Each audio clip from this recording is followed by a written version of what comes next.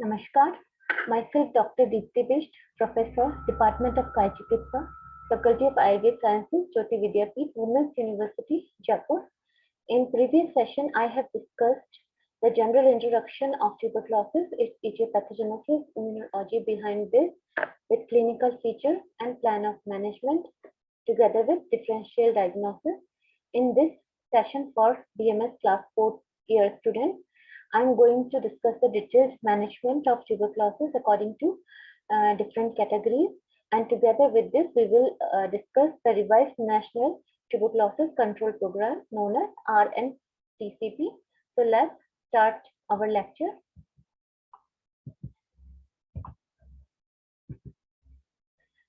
Anti-tubercular drugs, these are divided into two categories, primary and secondary. Primary categories consist of following 5 drugs. These are isoniazid or INH, rifampicin, parazinamide, ethambutol, streptomycin.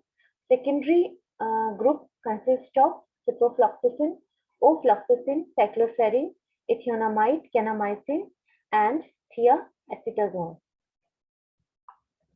Now, before starting treatment, patients of tuberculosis are divided into 3 categories, category 1, 2, and 3. So in first category, the treatment schedule which is given is for about the duration of 6 months, and it consists of first 2 months intensive therapy by the 4 drugs, rifampicin, isoniazid, ethambutol, and pyrazinamide, and for next 4 months, rifampicin and isoniazid. So 2 RHEZ plus 4 RH. And the patients which fall under this category are newly diagnosed smear positive patients with pulmonary tuberculosis, means who have done their sputum test and there is presence of acid fast bacilli in the sputum. Then the sputum negative patients having pulmonary tuberculosis with extensive parenchymal involvement, and the third, severe extrapulmonary tuberculosis. So all the severe cases generally falls under category 1 and they are provided this treatment. Category 2 consists of those patients who are treatment failure, means they did not complete their treatment and again got infected with the infection of tuberculosis.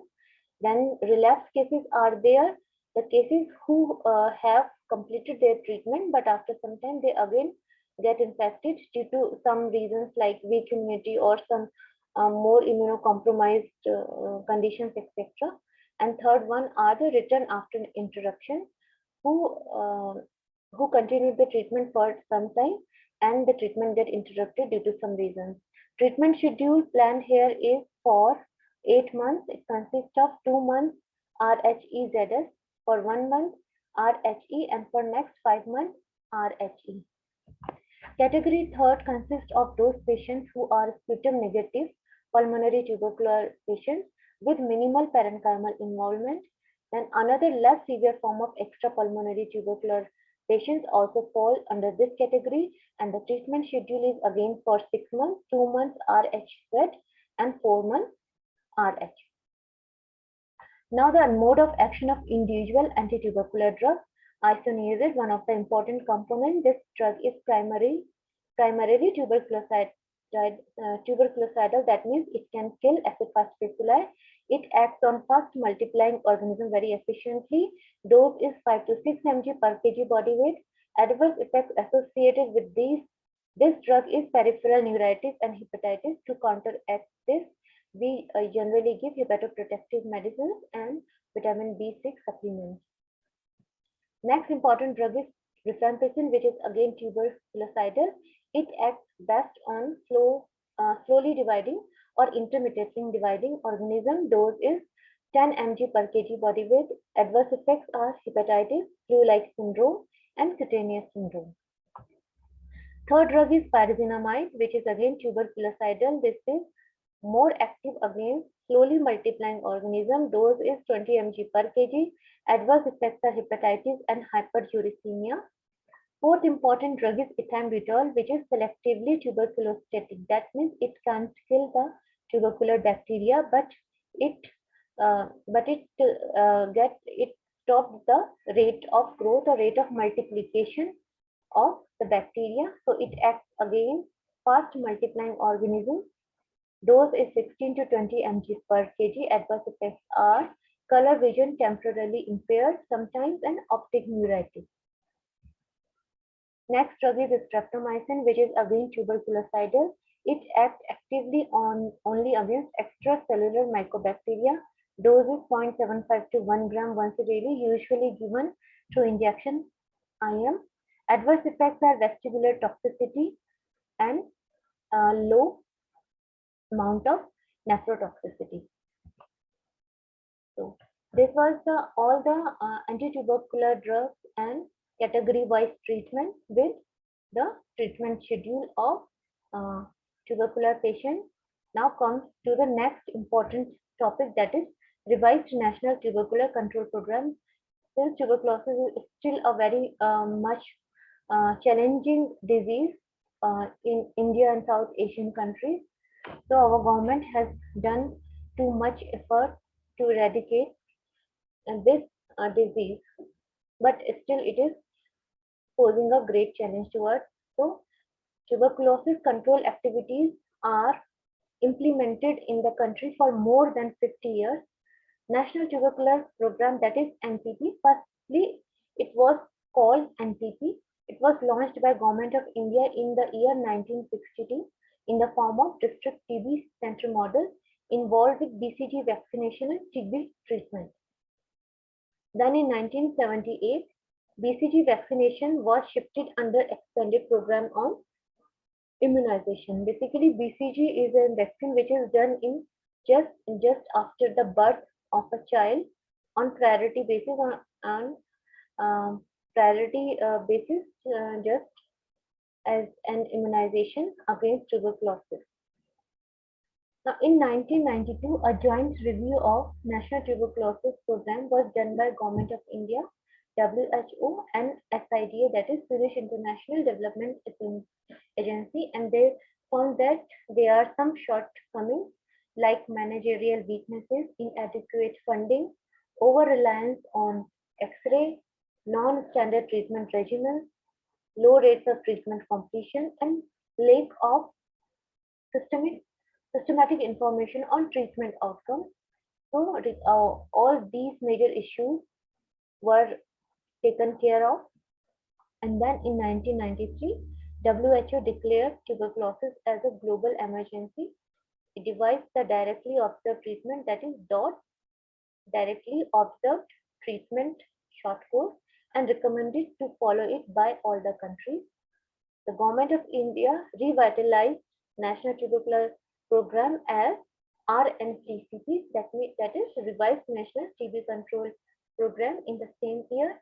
DOT was officially launched as the RNTCP strategy in 1997, and by the end of 2005, the entire country was covered under this program. Now, during the phase of 2006 to 11, that is its second phase, RNTCP improved the quality and reach of services, and it worked to reach global case detection and cure the targets, and these targets were achieved by 2007 to 2008. So despite all these achievements, undiagnosed and mistreated cases continue to drive the TB epidemic. TB was the leading cause of illness and death among persons living with HIV or AIDS, and large number of multi-drug resistant tubercular cases were reported every year.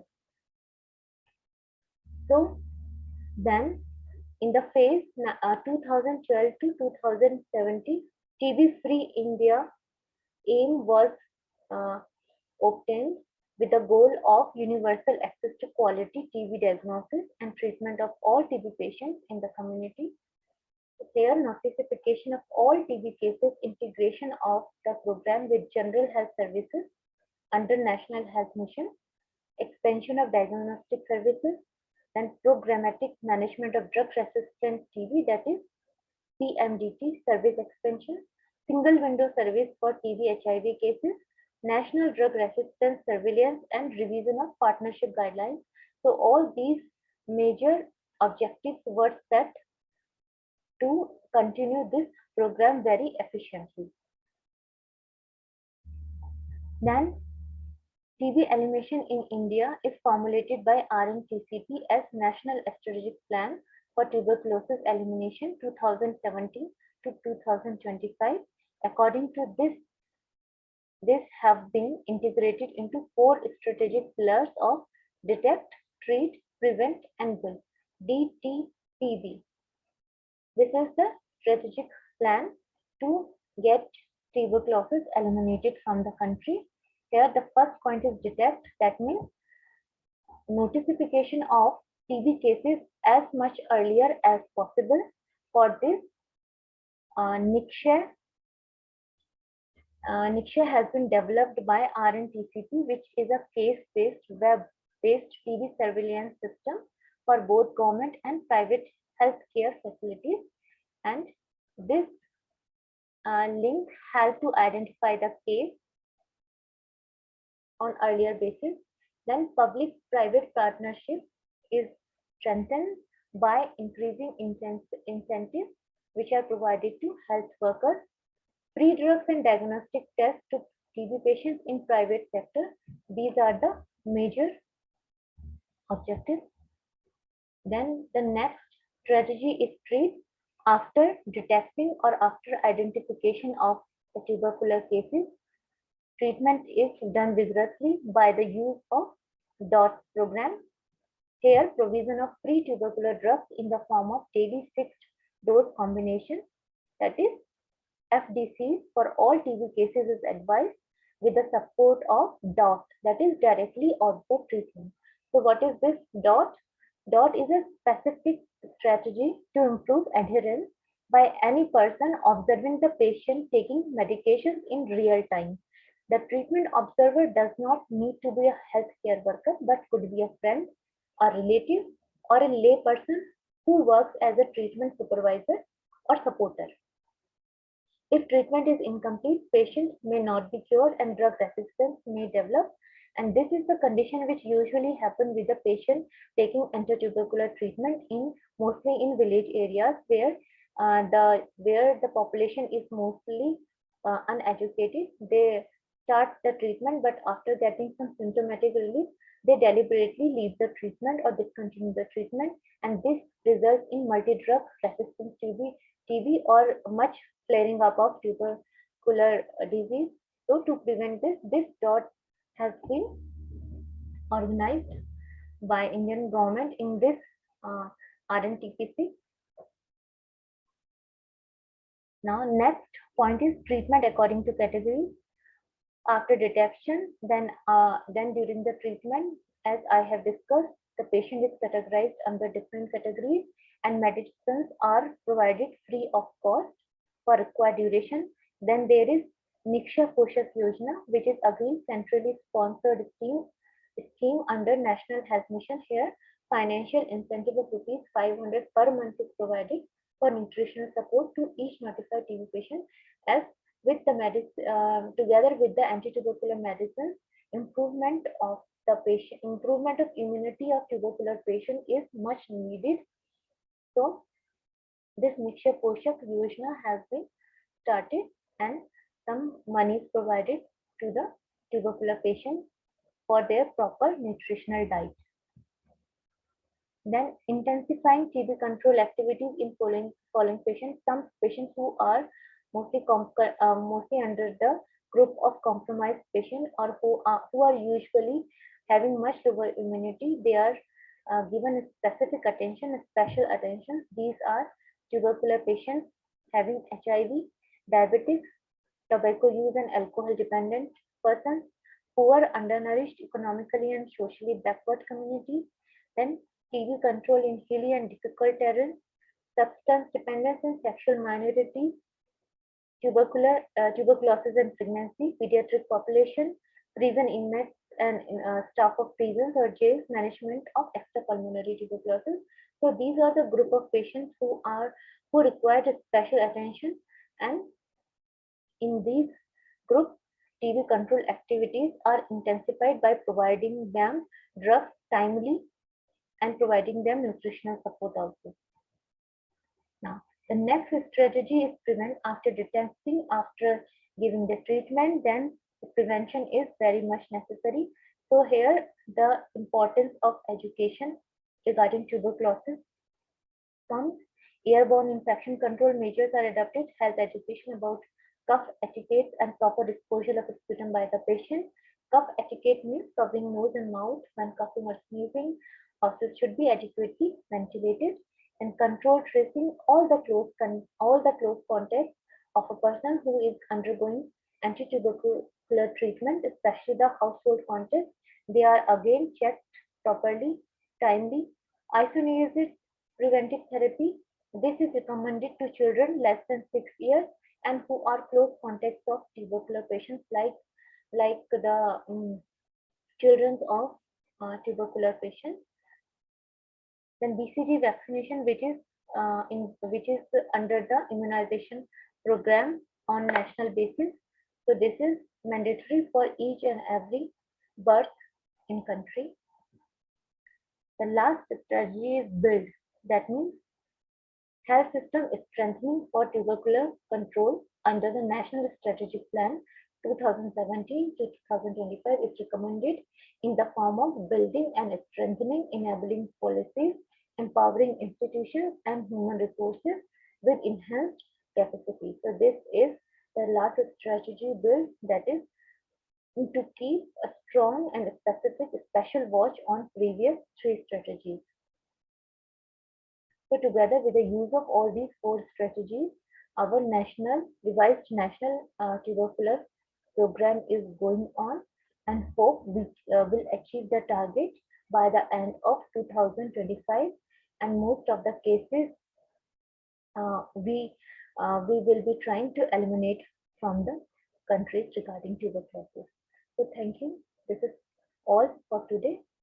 See you in next lecture. Thanks. Have a nice day.